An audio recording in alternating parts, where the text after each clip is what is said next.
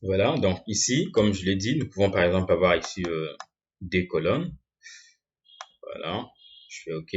Là, la première, je peux dire par exemple période, et mois par exemple. De l'autre côté, je peux mettre pour passer d'une colonne à une autre. Après avoir saisi ici, vous pouvez amener votre curseur, vous le mettez ici pour pouvoir saisir sur la deuxième colonne.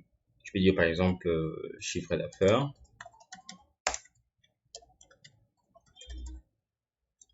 Voilà. Alors ici, vous avez premier mois, disons par exemple janvier. Vous passez, vous dites par exemple c'était voilà, disons par exemple février. Je vais mettre également. Donc pour passer, pour pouvoir créer un nouveau, donc lorsque vous êtes dans un tableau, ici, lorsque vous êtes à la fin dans la dernière colonne, ok. Alors pour pouvoir créer une deuxième ligne, comme ici, ça c'est la première ligne, ça c'est la première ligne. Alors pour pouvoir créer une deuxième ligne, lorsque vous êtes à la fin comme ça, vous appuyez sur la touche de tabulation, la touche qui est juste au-dessus des caps locks, donc la touche majuscule. La touche qui est au-dessus des touches majuscules, c'est ça la touche de tabulation. Vous cliquez là, vous appuyez là, ça va vous créer une deuxième ligne. Vous pouvez mettre par exemple février. Voilà. Vous pouvez dire ça par exemple mars. Voilà. Et ainsi de suite. Donc je peux continuer ici la liste en se servant de la touche de tabulation. Vous voyez. Donc clavier visuel, je vais vous montrer la touche de tabulation. Donc dans votre clavier, la touche de tabulation, c'est ça. Donc c'est juste au-dessus de la touche de majuscule. Donc quand je suis par exemple ici, donc quand je suis par exemple ici, lorsque j'appuie là, vous voyez, ça m'ajoute une deuxième ligne. Donc je peux saisir par exemple avril, je saisis pour passer à une deuxième ligne, je clique sur la touche de tabulation et ça m'ajoute la ligne suivante.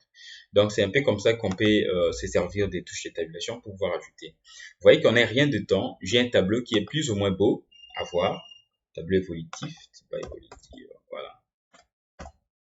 Voilà, j'ai un tableau qui est plus ou moins beau à présenter. Donc, si j'ai un tableau à faire dans ma présentation, et là, les modèles de PowerPoint, c'est un peu plus beau. Donc, d'une manière aussi par défaut.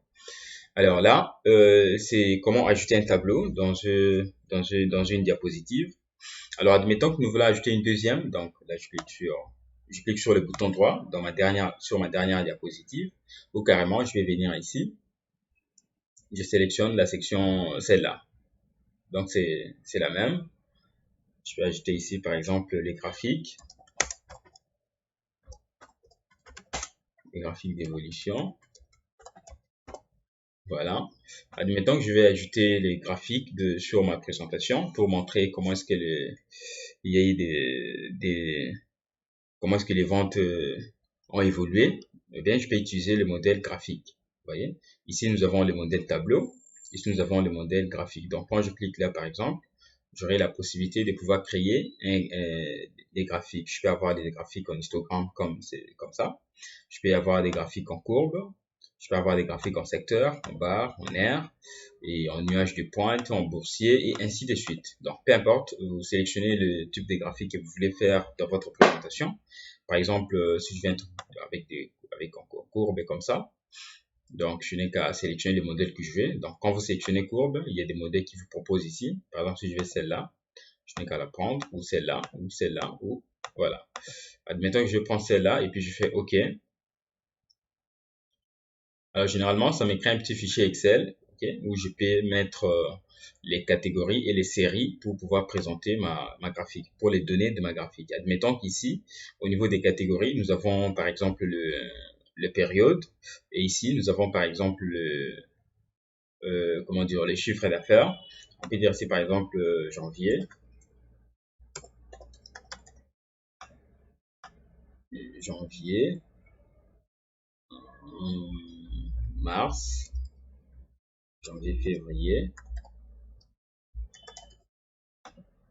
janvier, février, mars, Donc, vous voyez, au fur et à mesure que je suis en train d'échanger ici, vous voyez, au niveau de ma légende, ça s'est modifié automatiquement. Donc, ici, c'est Mars.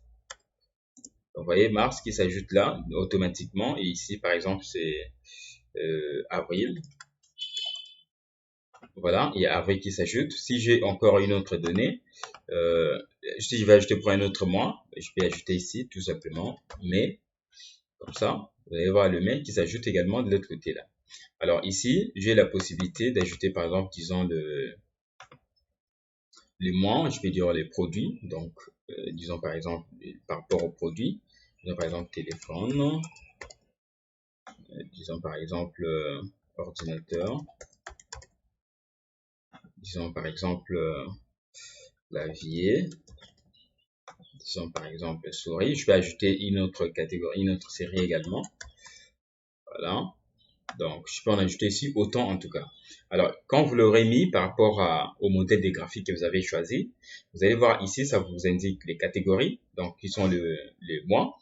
Et en bas ici, ça vous indique les séries, qui sont les produits que nous voulons présenter. Là, ici, nous n'avons qu'à mettre les données. Par exemple, le téléphone en janvier, ça a été vendu 500.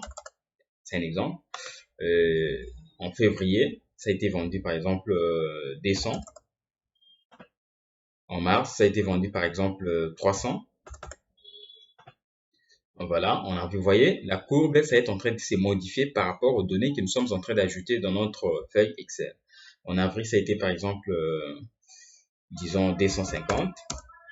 Voilà, la courbe est pour notre téléphone. Vous voyez, les téléphones, selon la légende de notre série, c'est la couleur ici, c'est un peu rouge, je sais pas comment appeler ça. Les ordinateurs, c'est un peu jaune, c'est un peu orange, et clavier, c'est un peu jaune, et puis souris, c'est vert. Donc là, ce sont les données par rapport à notre ordinateur. Admettons, ici, c'était 800. Donc, vous voyez que par rapport à l'évolution des téléphones en mars, en janvier, c'était un peu monté. Ça a descendu un peu en février. Ça a augmenté un peu en mars. Et ça, on a eu un peu de baisse en avril.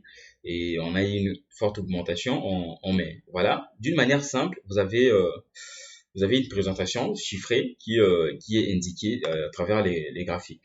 Alors, admettons qu'à l'ordinateur, nous avions vendu, par exemple, au mois de janvier, c'était par exemple 250.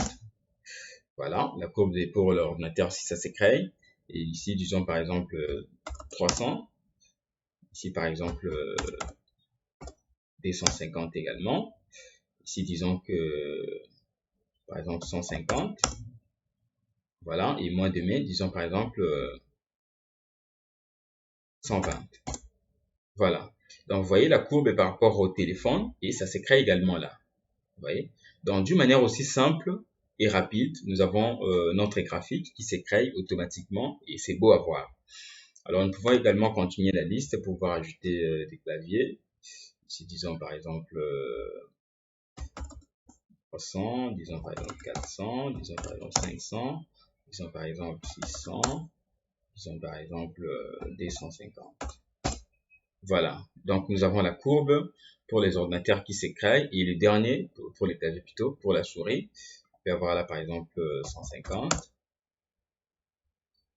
Voilà, pour la souris également, les verts là qui se déplacent.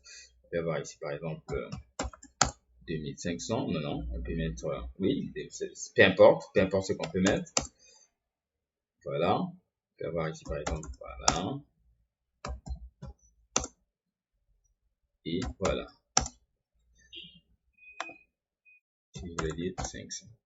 Voilà, nous avons notre graphique qui est créé en un rien de temps sur base des données que nous avons fournies, tout en signifiant, tout en précisant la catégorie et la série de notre graphique. Voilà, d'une manière simple, comment est-ce que nous pouvons ajouter des graphiques. Alors ça, c'est une proposition que nous pouvons faire lorsqu'on a une diapositive qui nous propose déjà. Alors là, je n'ai qu'à fermer mon document ici, qui est là. Alors, j'ai également une autre possibilité de pouvoir ajouter les graphiques là, au niveau de l'insertion. Je vais cliquer sur le graphique. Attendez, une autre possibilité. Enfin, je voulais dire pour pouvoir changer ma graphique. Donc, je n'ai qu'à cliquer là-dessus. Si je vais changer le modèle par exemple, je clique là-dessus et puis création. Donc, quand je clique ici, vous allez